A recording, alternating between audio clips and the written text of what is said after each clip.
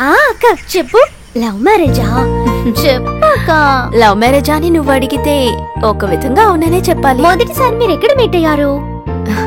నేను post graduation కి యూనివర్సిటీకి వెళ్ళినప్పుడే మొదటిసారిగా ఆయన్ని చూశాను.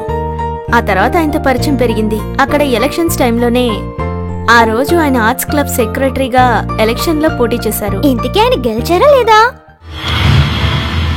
ఈ సంవత్సరం ఎన్నికల ఫలితాలను ప్రకటించబోతున్నాం. Chairperson Sasikala Surendra, vice chairman Mohammed Riyaz, arts club సెక్రటరీగా ఎస్ఆర్ ప్రేమ్ ఎన్నుకోబడ్డారు.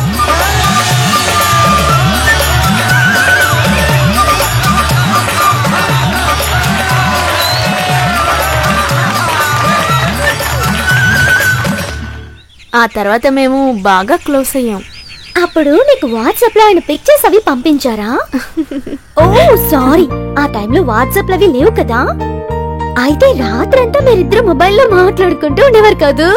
ఇంతకీ నువ్వేం తెలుసుకోవాలనుకుంటున్నా? ఏం లేదు, నేను ఊరికే అడిగాను.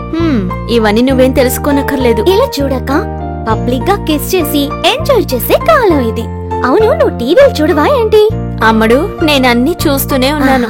దేశాన్ని నాశనం చేయడానికే కొందరుంటారు. అవన్నీ వదిలే, నీ లవ్ ఎలా స్టార్ట్ అయిందో చెప్పు. అక్క అడుగుతున్నాను కదా.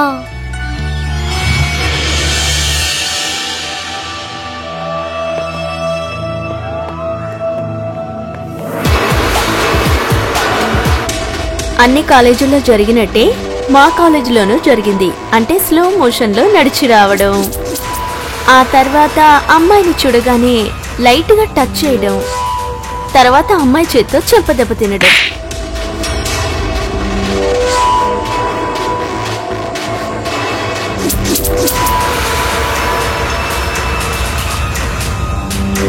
ఆ తర్వాత ఏం జరుగుతుందో చెప్పనక్కర్లేదు కదా.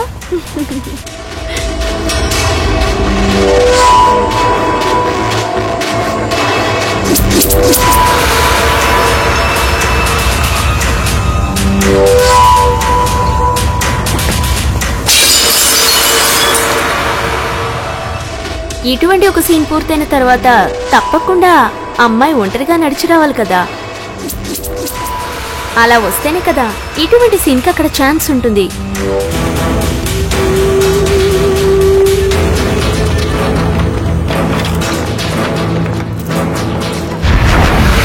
తర్వాత ఏముంది, ఈ విషయం కాలేజీలో ఉన్న హీరోకి తెలుస్తుంది. వెంటనే ఇలా ఆయుధాలతో సహా ఫ్రెండ్స్ ని తీసుకుని వచ్చేస్తాడు.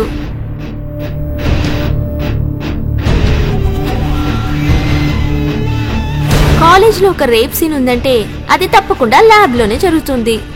ఇక్కడ అదే జరిగింది.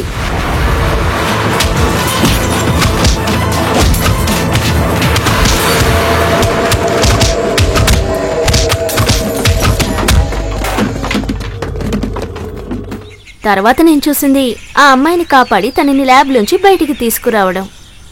ఆ రోజు మొదలైంది నా లవ్. అయితే మీ ఇద్దరికి తప్పకుండా ఒక లవ్ సాంగ్ కూడా ఉండుంటుంది కదా. అందులో అనుమానం ఏముంది? అదే స్టైల్ దక్కా.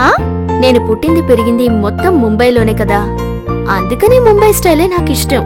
అందులోని ఓల్డ్ సాంగ్ అయితే హిందీ టచ్ సాంగ్ అని అంటావు కదా. అంతవరకు ఆడుతూ పాడుతూ హాయిగా తిరుగుతున్న 6 అడుగుల హీరోకి నేనిప్పుడు సంకెళ్లు వేసి నా కస్టడీలో ఉంచుకున్నాను. ఆపు, నీ కొంచెమైనా ఆలోచన ఉందా? ఎవరైనా దొరకడం పాపం, వెంటనే మొదలు పెట్టేస్తావు బుద్ధిలేని కబుర్లో. తాళి కట్టిన క్షణంలోనే మొదలైంది నాకు చెడుకాలం. కాలేజీలో చదివేటప్పుడు ఎంత అందమైన అమ్మాయిలు నా వెనకాల తిరిగారు. తలరాత అంతా నా విధానాలే. పొరపాటున లవ్ చేయడం వల్ల నిన్ను పెళ్లి చేసుకోవడానికి నాకు ఇచ్చిన వరకట్నం 10,000. అసలు మీ నాన్నకి సిగ్గరేదే. సారీ